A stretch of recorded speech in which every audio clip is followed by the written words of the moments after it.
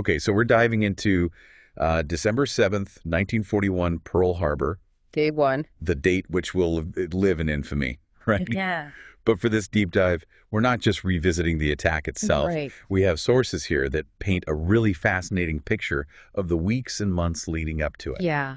So get ready to uncover a side of Pearl Harbor you might not be familiar with. What's really striking is the contrast, I think, between the idyllic life in Hawaii at the time and the looming threat of war Yeah. that to many felt a world away. Okay, so paint that picture for us. Sure. What was life really like for the folks stationed there before that fateful Sunday morning? Imagine this serviceman picking fresh fruit from trees in their backyards, enjoying 25-cent beers in Honolulu, catching waves at Waikiki. Sounds like a vacation. It does, doesn't it? Yeah, not exactly the image that comes to mind when we think about World War II. No, not at all, and that's the point. Yeah. For many stationed there, the idea of a full-blown war with Japan felt distant. They were more concerned with potential sabotage, fueled by those fifth column fears, the suspicion that Japanese Americans might be working against the U.S. from within. We actually have a quote here from a nurse stationed at Pearl Harbor. Oh, wow. She says, "Nobody talked about the possibility of war. That was the furthest thing from our minds."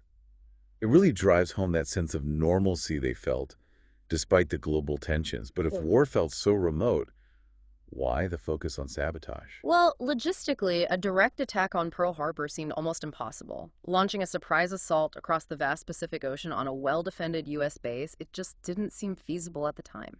So the focus was inward on protecting against threats that felt closer to home. Yeah. But we know there were warning signs of an impending attack, right? That's where things get interesting. Yep. We have sources detailing at least two specific instances where warnings were received, but unfortunately no significant action was taken. Hold on, are you saying there was actual intel that an attack might be coming and it was essentially ignored? Not intentionally, of course. Right. But looking back, the lack of response is certainly striking. Take the incident with the USS Ward, for example. Early on the morning of December 7th, a young captain on his very first command, by the way, sank a Japanese mini-sub lurking near the harbor entrance. He immediately reported the incident. And what happened? Did his report get lost in the shuffle? It was received, but there was no significant follow-up. Wow. This was 6:54 a.m., mind you, just hours before the main attack. Had they reacted differently, who knows what might have happened. Wow, that's a chilling thought. So that's one missed opportunity. What about the second warning? This one came from the newly installed Opana radar station. Ironically, the radar was working perfectly. Okay. Two privates spotted a massive blob on their screen, an unusually large group of aircraft approaching from the north. Can you imagine what that must have looked like on those early radar screens? I'm trying to picture this ominous blob appearing out of nowhere. It must have been a heart-stopping moment. What did they do? They did exactly what they were supposed to do. They contacted the information center, but their report was dismissed by the officer on duty.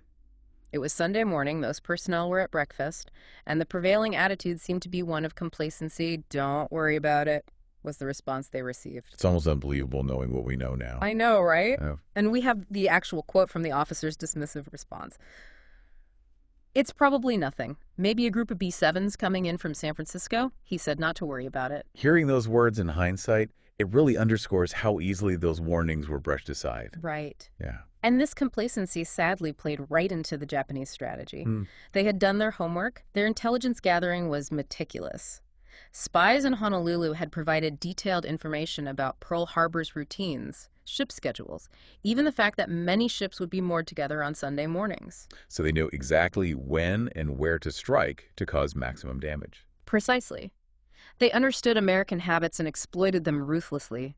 The attack itself was a masterpiece of tactical planning and execution, terrifyingly efficient. Two waves of planes, over 350 in total, launched from aircraft carriers positioned hundreds of miles north of Oahu. And their main objective. Battleship Row. Their target was the heart of the U.S. Pacific Fleet. It's hard to imagine the sheer chaos and terror of that attack. Yeah. We have all these sources detailing the military strategy, the tactics involved, the devastating losses. Right.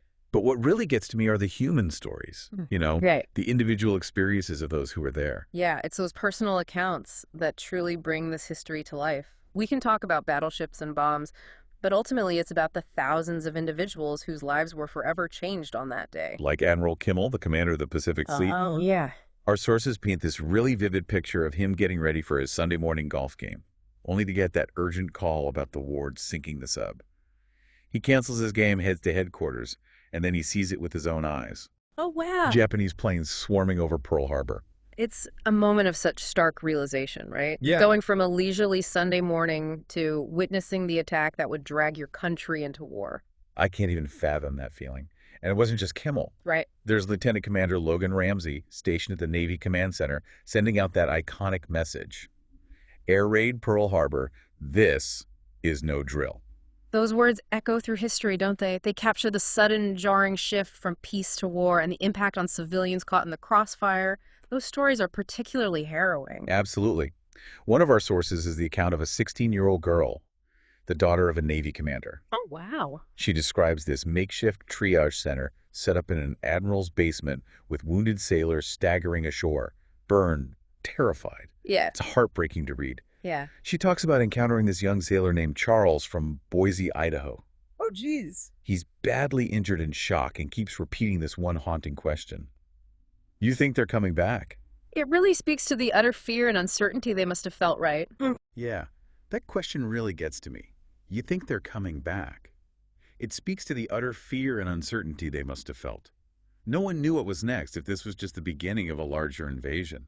That sense of vulnerability, that fear of the unknown must have been overwhelming. Right. And the aftermath of the attack was especially complex for Hawaii's Japanese-American population. Right, because overnight they became targets of suspicion, even though they were American citizens just like everyone else. Exactly. Our sources detail this wave of fear and mistrust that swept through the islands. Rumors of sabotage spread like wildfire, despite a lack of evidence. You have incidents like the strafing of Japanese fishermen by U.S. planes, the rounding up of suspicious individuals. It created a climate of tension and paranoia. It must have felt like their world had been turned upside down. They wanted to prove their loyalty, but they were constantly being questioned and scrutinized. It's a real paradox. And this tension is really highlighted in the story of Robert Shivers, the FBI agent in charge in Hawaii at the time. Initially, he believed that most Japanese Americans were loyal, but he faced intense pressure to round them all up for national security purposes. So he's caught in the middle of this national crisis, trying to balance legitimate security concerns with the basic rights of American citizens. Yes, and while he managed to prevent mass internment in Hawaii, that wasn't the case on the mainland. President Roosevelt's Executive Order 9066 led to the internment of over 120,000 Japanese Americans, many of whom were forced to leave their homes and businesses behind. It's hard to reconcile that with the ideals of freedom and equality that America supposedly stands for. Yeah. What were the conditions like in these internment camps? They varied, but most were overcrowded with inadequate facilities and limited access to education or health care.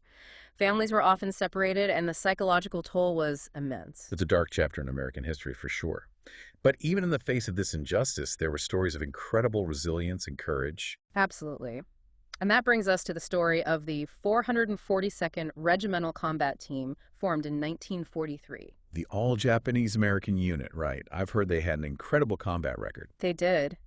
And what makes their story even more remarkable is that they were formed at a time when Japanese Americans were facing widespread discrimination and suspicion.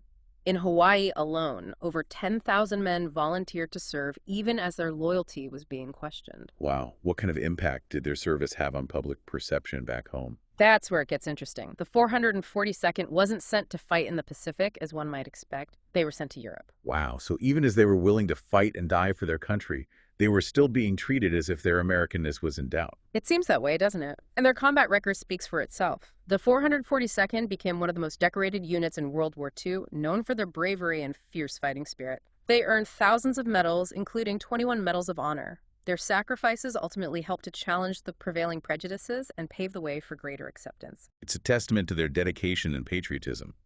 But what about the long-term impact of Pearl Harbor on Hawaii itself? Did it change the island's relationship with the mainland? Most definitely. The attack was a catalyst for Hawaii's push for statehood. The strategic importance of the islands became undeniable, and the contributions of Japanese Americans to the war effort helped to demonstrate that Hawaii was truly an integral part of the U.S. And I imagine there was also a push for greater autonomy given the failures of intelligence and communication that led up to the attack. You're right. There was a sense that Hawaii needed more control over its own destiny, its own defenses. And this desire for self-determination, coupled with the growing recognition of Hawaii's strategic and economic value, fueled the movement for statehood. And eventually there was some measure of justice and reconciliation for Japanese Americans, right? Yes. Though it came decades later, President Reagan signed the Civil Liberties Act in 1988, which acknowledged the injustice of the internment and offered a formal apology and reparations to those who had been affected. And in 1993, President Clinton issued a formal apology for the U.S. government's role in the overthrow of Queen Liliuokalani. It's a reminder that acknowledging past wrongs, however belatedly, is essential for healing and moving forward. Yeah. And there's no better example of resilience than the life of Daniel Inouye, the senator and war hero. Inouye's story is incredibly inspiring. He lost an arm fighting with the 442nd in Italy, then went on to represent Hawaii in the U.S. Senate for over 50 years. He became a powerful voice for his state and for the Japanese American community. From facing discrimination and internment to serving in the Senate, that's an incredible journey. It speaks volumes about his character and the enduring spirit of the Japanese American community.